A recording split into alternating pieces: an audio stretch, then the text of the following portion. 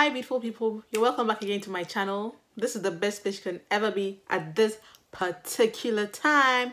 My name is Naya and the name of this channel as always is Abbey's On.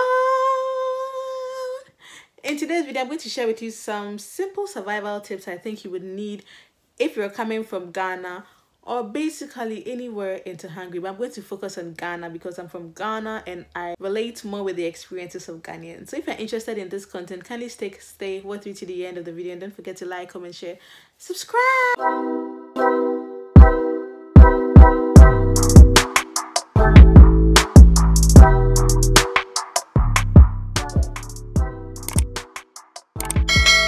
I'm going to share just about 5 quick survival tips I think you would need if you're moving here or if you're coming here to school, to study, to visit, whatever you're going to do in Hungary. Just note this. So first of all, you need to make sure you have all your documentations intact and ready. If you're moving here, especially for school, which is one thing I know people actually move here for, you should make sure you have your documents intact. You need documents such as your toy card, you need documents such as your tax card, you need documents such as your residence permit. Yes, you should make sure that all your documentations are up to date and you should get all of that, okay, which is very, very important. You don't want to be here and your documents are not up to date or they are expired and then there's nothing to show you've applied for a new one or whatsoever. So please make sure all your documents are up to date. The second thing I also like to talk about is that you should carry an ID with you everywhere you go. Back home in Ghana, I can just go anywhere without any card on me. All I need is just my money, my purse, my keys. And when I first moved here, also I was doing that. Like I could just go to the supermarket nearby with just the money I need and maybe my key, because I was so used to it. But later it just dawned on me that no, girl, this is a foreign country. Things are different here. So please make sure anywhere you go, you have a documentation on you, you have your residence permit on you, which is very important. I actually carry my residence permit everywhere I go. It's important to have that on you. Have recognized or legitimate form of identification in this country. Some people also carry their passports on them, but I don't feel safe carrying my passport on me. What if something happens? I prefer carrying my residence permit on me. So usually on the regular, if you see my purse, when I'm going out, you see at least 3 cards in my purse. Yes, so I'm very, very, very alert when it comes to those things, because I've heard stories of people who were just randomly interrogated and then they didn't have their documents on them, and it was a whole long process, and some had to even call people to bring them their documentation and all that. So it's important to have your documentation on you wherever you go. Now the next survival tip I will have for you is that you should make provision for your bills at the end of the month. So bills regularly in Europe is paid on a monthly basis. So please, please, please, if you are not used to this system, have it at the back of your mind that you are going to be paying your rents, your electricity bills and whatnot at the end of the month. There are some apartments where the rent and the bills are added together and it's a fixed price. So let's say the fixed price for your entire rent is say 100,000 foreign, so to include your electricity bills, your gas, your Wi-Fi and your rent. But there are also situations where the rent is calculated separately and then the other bills are calculated based on the usage. So it may fluctuate every month. It may be higher in winter because you'll be using a lot more heat. So that's that. So you should know that you're going to be paying your bills regularly. So always make provisions for that. But if you're in a school's dorm, then if you're in a school's dorm, that may also have a different mechanism. If you're also a student and you're on scholarship, that may also have a different mechanism, because some schools or the scholarship may be paid directly to the school, so you don't have to interact with that on that level. But if you are working or you're a regular student who's not on scholarship, then you have to make provisions for your rent at the end of the month, because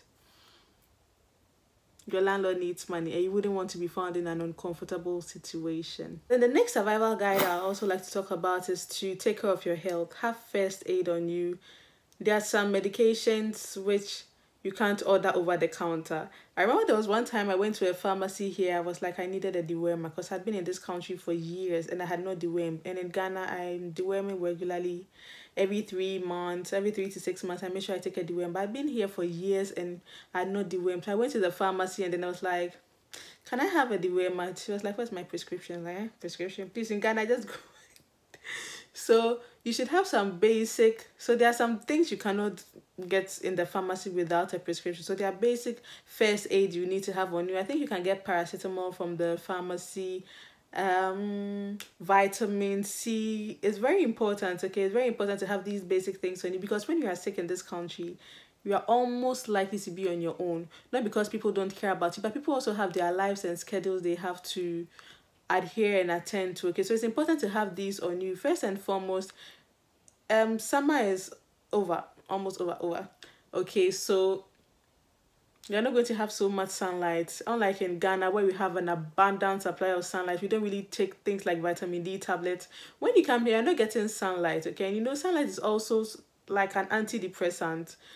So it's important to have some vitamin D in your system. So it's important to have vitamin D tablets. You should also have some multivitamin tablets. And you also like to have, I'm actually looking at it right now, I have some vitamin C tablets as well. It's important to have basic vitamin supplements on you, because the environment is different. Also, your body is going to change to the weather and the seasons. There's also going to be some people may experience some allergic reactions they never knew existed because of the changing seasons, pollen and the atmosphere and all that stuff. So it's important to take care of your health, because when you feel secure on your own, really, so you like to always be on top of your health game and make sure you are healthy and hey and all that good stuff. And the last but not the least survival guide I'll have for you is to just have one or two people you actually trust to look out for you, okay? Because more often than not, you may come, if you're coming as a student, you may come in a large group. If you're coming as an individual, you may come alone or with just a few people you know. But everybody is not your friend. You may think you have a large group of people you may be hanging out in the same circles with, so you can relate with them on a certain level, even if they are coming from the same country as you, but it's not always the case, okay? It's important to have one or two people who you can actually call, who you can rely on, because the larger groups of people also have their own cliques or have other people they may also be, should I say loyal to or no, but just have one or two people to look out for you, one or two people who it's like on your emergency list, one or two people you know that will challenge when everything is lost, because you're in this country alone. Basically, you're not with your parents, okay, unless you're coming with your parents and your family members, fine, but most likely than not, if you're watching this video, you're an African here on your own, or you're a Ghanaian here on your own. The maximum or the most you get will be a sibling here with you, but you don't really have your community that you're used to back home here, okay? So it's important to have just one or two people, because if you should form a big group of friends, sit down and analyze them, you realize at the end of the day that they're not your friends. They're just people you acquaint with, and it's okay. It's okay. I saw this post on IG says, let's normalize calling people acquaintances.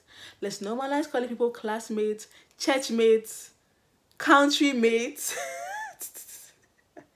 Not everybody is your friend. I think it's something that I also do. Like, I'm always say, oh, this is my friend, this is my friend, this is my friend. But we are not friends like that, okay? Important to have that one person or one or two people who you are that close with, who can stand up for you and who are genuinely interested in the progress in your life. Because you also come to find out that there are so many people who you make friends with and then they really don't want your best interest at hand, or they are just friends because they want something from you, but they don't genuinely care about you. So it's important to have that, or better still, just be on your own, which is not always the best. So it's always important to have one or two people who can also update you about things that is happening in the country and all that good stuff. So a bonus point I'm going to add, which is something I'm also still struggling with, is that please make an effort to learn the language, because one of the important and easiest ways to integrate into any country is language, okay? Yes, language is very, very important means of integrating in the country. Thank you so much, guys. I hope you enjoyed this video. Kindly like, comment, share, subscribe. And I'm going to leave some of my previous past videos somewhere here. Kindly watch them. Yes, you can click on this one, or you can click on this one, or you can click. Thank you so much for watching. Enjoy the rest of your week. Enjoy the rest of your weekend. Enjoy the rest of your day. Bye.